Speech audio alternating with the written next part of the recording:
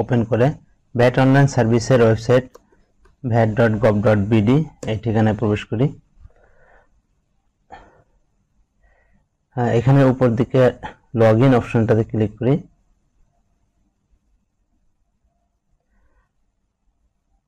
User ID এবং password দিয়ে log in করি।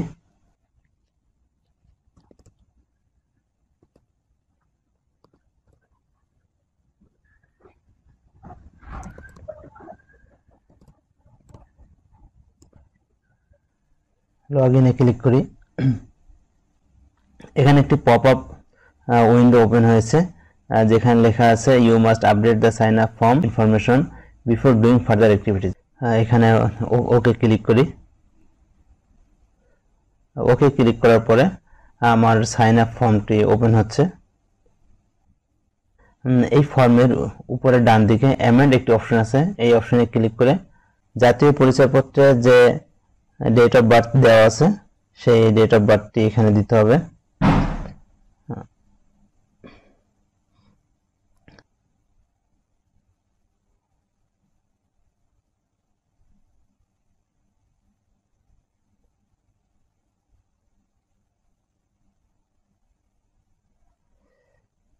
আচ্ছা, যেহেতু এই এনআইডিটি 13 ডিজিটের, এটাকে আমাকে 17 ডিজিট করতে হবে। এই জন্য এর শুরুতে আমি 1972 জন্মসাল 1972 এটাকে যোগ করে দিব, যাতে এই এনআইডিটা 17 ডিজিটে রূপান্তরিত হয়।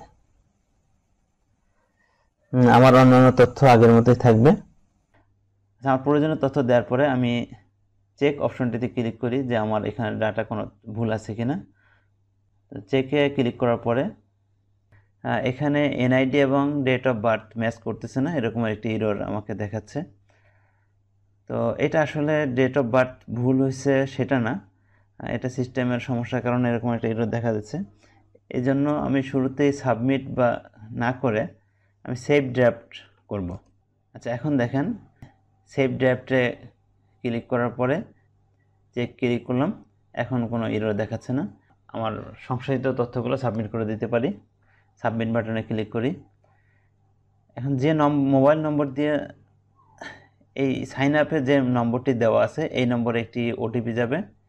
একটা বিষয় যে এই ওটিপিটা মাত্র 2 মিনিট কার্যকর থাকবে, তো 2 মিনিটের মধ্যে যদি আমি ওটিপিটা প্রবেশ করতে না পারি তাহলে ওই ওটিপিটা ইনভ্যালিড হয়ে যাবে। তবে যদি ওটিপি না যায় বা 2 মিনিট পার হয়ে যায় সেক্ষেত্রে রিসেন্ট ওটিপি ক্লিক করলে ওই নম্বরটিতে পুনরায় আবার ওটিপি চলে যাবে। ভেরিফিকেশনে ওটিপি দেওয়ার পরে আমি ভেরিফিকেশনে ক্লিক করি। ওকে, আমার সংশোধিত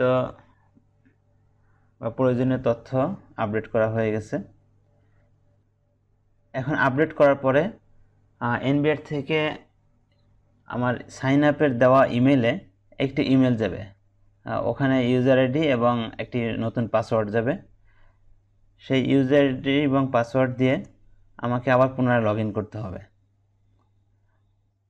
ইমেলে প্রেরিত পাসওয়ার্ডটি একটি সাময়িক পাসওয়ার্ড, এটার মাধ্যমে আমাকে লগ ইন করে পুনরায় পাসওয়ার্ড রিসেট করতে হবে। আমার অ্যাকাউন্টটিতে লগ ইন হয়েছে, কিন্তু এখানে দেখা যাচ্ছে যে ড্রপ বক্স নাই। এর মূল কারণ হলো যে আমার সাইন আপ বা ইউজার আইডির যে নতুন তথ্য এটার সাথে আমার নিবন্ধনে অথরাইজেশনের তথ্যের সাথে মিল নেই। আমি এখানে এনআইডিটা পরিবর্তন করেছি, অর্থাৎ 4 ডিজিট জন্মসাল 4 ডিজিট আমি অ্যাড করেছি, যার কারণে মূসক নিবন্ধনের 2.1 ফর্মে অথরাইজেশনের যে তথ্য দেওয়া আছে, অথরাইজড পার্সনের যে তথ্য দেওয়া আছে তার সাথে আমার ইউজার আইডির তথ্যের একটি গরমিল তৈরি হয়েছে। এই জন্য আমার এখানে ড্রপ বক্সটি আসে নাই। আর আপনার যদি ড্রপ বক্সটি না আসে তাহলে আপনাকে রিটার্ন জমা দিতে পারবেন না। তো শুধু এনআইডি না, এনআইডি, মোবাইল নম্বর, ইমেল, যে কোনো তথ্য যদি পরিবর্তন করা হয় তাহলে ড্রপ বক্স আসবে না। আর ড্রপ বক্স না আসলে আপনার রিটার্ন জমা দিতে পারবেন না বা ভ্যাটের কোনো কাজই আপনি করতে পারবেন না। তাই এই ক্ষেত্রে আপনাকে ভ্যাট বিভাগীয় দপ্তরে যোগাযোগ করতে হবে। ভ্যাট বিভাগীয় দপ্তরে মূসক 2.5 ফর্মে মূসক নিবন্ধনের তথ্য সংশোধনের একটা আবেদন করতে হবে। মূসক বিভাগীয় দপ্তর থেকে তথ্যগুলো পরিবর্তন করে দিবে, তখন আপনার ড্রপ বক্সটি দেখতে পারবেন এবং আপনার মূসক সংক্রান্ত যে কোনো কাজ এখানে করতে পারবেন। এখন সাইন আপ ফর্ম আপডেট করার ক্ষেত্রে আরও কিছু এরর নিয়ে আলোচনা করব। যেমন সাইন আপ ফর্ম আপডেট করার ক্ষেত্রে প্রথম যে সমস্যাটা দেখা দিতে পারে সেটা হলো যে ডেট অফ বার্থের ঘর না আসা। অর্থাৎ এখানে এনবিআরের ওয়েবসাইটে ডেট অফ বার্থের একটা ঘর আসার কথা, কিন্তু আমার এই ফর্মে আসে নাই। এটার মূল কারণ হলো যে আমার ব্রাউজারটা আপডেট ছিল না। ব্রাউজারটা আপডেট না হলে এই ধরনের সমস্যা আসতে পারে। এই জন্য একটি আপডেট ব্রাউজার থেকে ওপেন করেন। আপডেট ব্রাউজার থেকে ওপেন করার পরে যদি এরকম সমস্যা হয় তাহলে আপনি অন্য একটি কম্পিউটার থেকে পুনরায় আবার চেষ্টা করে দেখুন, তাহলে ডেট অফ বার্থের ওই ঘরটা চলে আসবে। আরেকটা এরর মেসেজ আসে যে আপনার ডেট অফ বার্থ এবং অন্যান্য তথ্য অ্যামেন্ড করে সাবমিট করার পরে একটি এরর আসে, you are not authorized to amend this form. এটা মূলত হয়ে থাকে যে আপনার এনআইডি বা মোবাইল নম্বরে কোনো ভুল থাকলে বা ব্রাউজার আপডেট না থাকলে এরকম সমস্যা আসতে পারে। আর সেই ক্ষেত্রে আপনার তথ্যগুলো আপনার ব্রাউজারটিকে ক্লোজ করে একটি আপডেট ব্রাউজার থেকে নতুন করে আবার তথ্য দিয়ে সাবমিট করতে পারেন, অথবা সাবমিট করার পূর্বে আপনি এখানে একটা সেভ বাটন আসবে, সেই সেভ বাটনে ক্লিক করে তারপরে চেক ক্লিক করলে এই ধরনের সমস্যা চলে যেতে পারে। আচ্ছা, আর কিছু কমন যেটা খুব বেশি দেখা যাচ্ছে সেটা হলো যে আপনার ডেট অফ বার্থ বা এনআইডি সংশোধন করার পরে আপনার নেইমের জায়গায় কোনো নেইম আসতেছে না, অর্থাৎ ইউজার আইডি ফর্মে ব্যক্তির নাম আসে না। যেহেতু এখানে এই ফর্মে নামটা কারেকশন করা সম্ভব নয়, হাতে দেওয়া সম্ভব নয়, এটি জাতীয় পরিচয়পত্রের সার্ভারের সাথে কানেক্টেড এবং সার্ভার থেকে এই নামটা অটো আসবে। সো এখানে যদি নাম না আসে সেই ক্ষেত্রে আমাদের হাতে ইনপুট দেওয়ার কোনো অপশন নেই।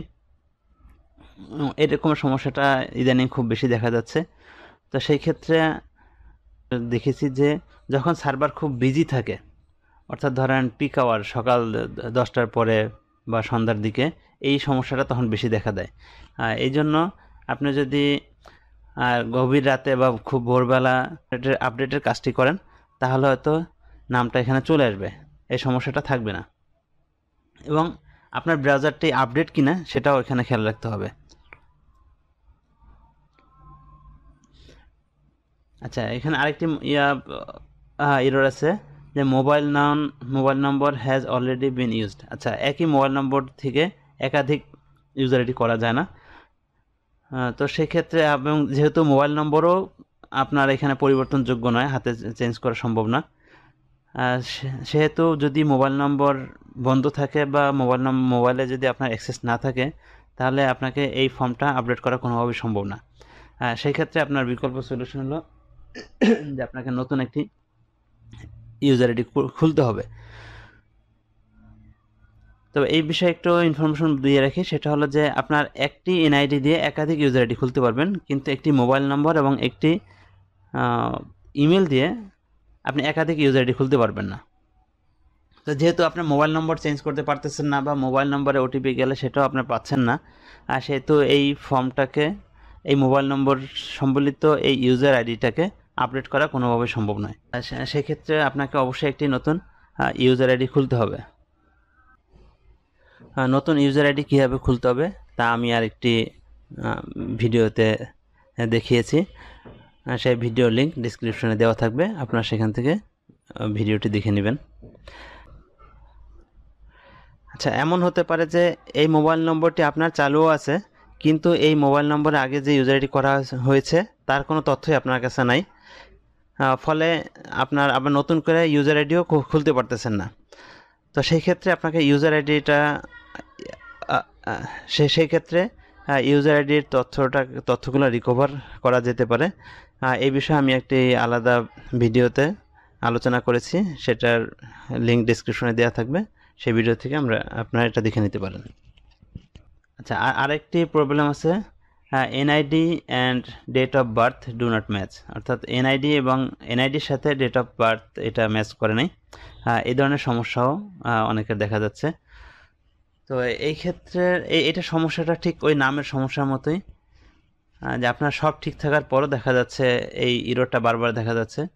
সেই ক্ষেত্রে আপনাকে পিক আওয়ারটাকে অ্যাভয়েড করে আর গভীর রাতে বা ভোরবেলা যখন সার্ভারে চাপ কম থাকে এরকম কোনো সময় এবং একটি আপডেট ব্রাউজার ওপেন করে এই ফর্ম আপডেটের কাজটি করবেন। তাহলে আশা করি আপনার এই ইরর আসবে না। ইউজার আইডির তথ্য পরিবর্তন করার ক্ষেত্রে যদি আপনার এনআইডি নম্বর বা ইমেল অন্যান্য তথ্য চেঞ্জ হয়, তাহলে আপনার বিনের অথরাইজেশনের সাথে তথ্যের একটি গরমিল তৈরি হবে। সেই ক্ষেত্রে আপনার ড্রপ বক্স আসবে না, ফলে আপনার ভ্যাট রিটার্ন সাবমিট করতে পারবেন না বা বিনের অন্যান্য কোনো কাজই আপনি করতে পারবেন না। এই জন্য আপনাকে বিনের অথরাইজেশন পরিবর্তনের জন্য ভ্যাট বিভাগীয় অফিসে একটি আবেদন করতে হবে। ঠিক অনুরূপ আপনি যদি নতুন ইউজার আইডি নেন সেক্ষেত্রেও কিন্তু আপনার ড্রপ বক্স আসবে না, ফলে আপনি রিটার্ন সাবমিট করতে পারবেন না।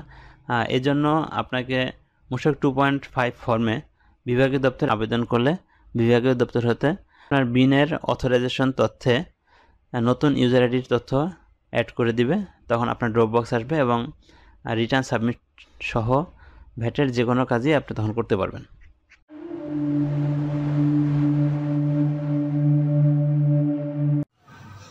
Thank you for watching this video.